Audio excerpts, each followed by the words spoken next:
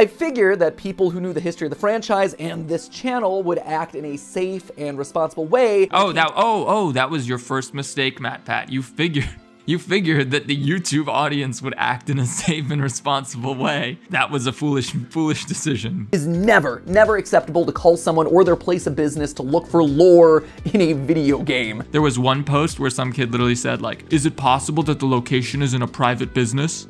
Which is like, oh no, this is exactly the problem with ARGs and stuff like this. Matt, you should have known better. You're the king of YouTube. I mean, that's Mr. Beast, but you're the king of this type of content that like me and Pastra and all these other people make. Matt's latest video had a point where he was like, hey, if you guys live in this area, can you give us more info on these businesses? The moment that video dropped, MatPat's community and a lot of FNAF community members started freaking out and going on Google Maps and calling businesses and speculating as to whether there may be clues hidden in private property, and like it just became a big mess. Welcome to the couch video that I never expected that we'd have to make.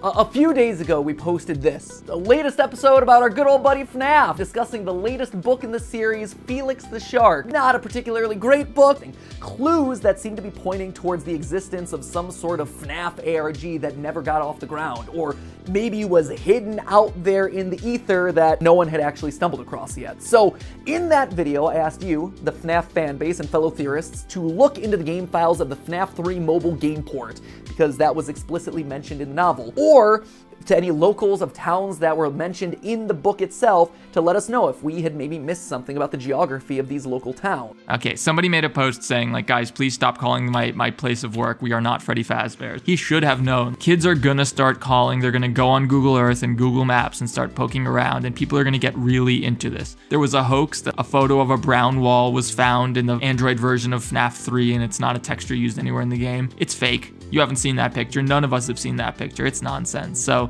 you know, people seized on this and started making hoaxes, and that made kids think it was more believable. And yes, MatPat's right. The majority of us watched that video and said, oh, interesting, and then moved on with our lives. We didn't start calling pizzerias in Utah. Fiznom, creator of FNAF Plus, made a really great point. Hey MatPat GT, saw your latest video. Please don't encourage your audience to contact/visit real-life locations to find lore puzzle pieces. It's a very irresponsible thing to say, and using an idea like that to plug your subreddit and merch in the same video is not a good look. Scott has addressed these kinds of things many times in the past. He's always shown restraint when it comes to involving real-life details in his franchise. There is no FNAF ARG, no matter how much you want there to be one. Fiznom at first looked like he might eat his words when this alleged photo of a brown wall was found, but that was nonsense. That was fake. Fiznom was right. Fiznom was right on this one. I don't know if you can tell, but I was not expecting this. And honestly, this issue caught all of us off guard. I never wanted or intended anyone to bother real people, and it's never ever acceptable to harass an individual or a place of business. Period. End of story.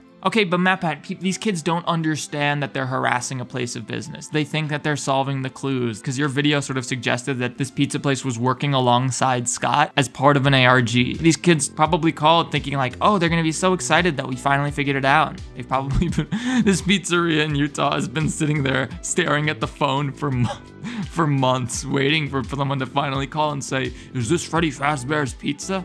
That's the other thing too, like, what on earth did these kids say? They called and just asked, is this Freddy Fazbear's Pizza? Like, what are you, fucking idiot? I mean, yes, they are, because kids are idiots. That's why we don't let them drink, drive, or vote. And I'm not dissing kids. I was an idiot too when I was a kid, but it's just how it is. Kids are dumb. MatPat knows his audience. And again, I'm a big fan of MatPat's. It's not that big a deal, guys, but MatPat knows his audience is young. Go on Theoryware and look at his merch. He sells backpacks and pencil cases and stuff like that. Who buys that stuff? Kids. So, to the loyal theorists watching this video, stop.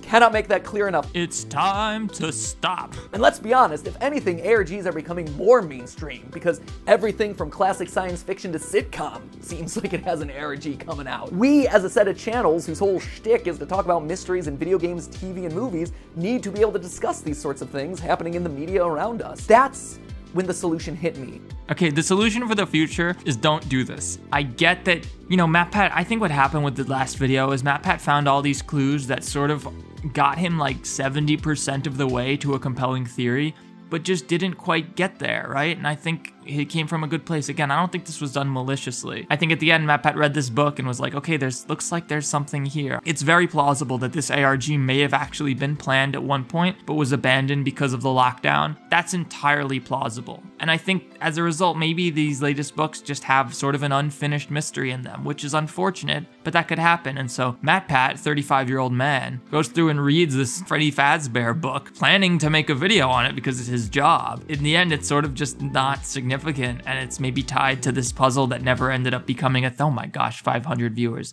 If we had done an episode on the Gravity Falls ARG back when that was still going on, which I even call out in the video in question, would things have been different? Because that Gravity Falls ARG also required people to share clues online and act as a global community. It required them to go to real-world locations to find real-world treasure. So yes, it's true, some ARGs make you go to real-world locations, but like that's either made clear very early on that it's like a geocache thing where you have to do that, and like that's established from the start, or that's the ultimate conclusion of the ARG, where it's like, okay, everything up until now has been online and hasn't revolved real life, and then the ultimate final conclusion is to go to a place. But an ARG is never gonna start by, hey, go find this thing, right? No one will find it. They're always gonna start it in a big public way. They would never set up a FNAF ARG so that it only starts once someone calls a specific pizzeria in Utah. That would be dumb, because how would anyone know to call? How would it get popular? The point of ARGs is for promotion, right? So while ARGs can end up in the real world, that's gonna either be established very early on,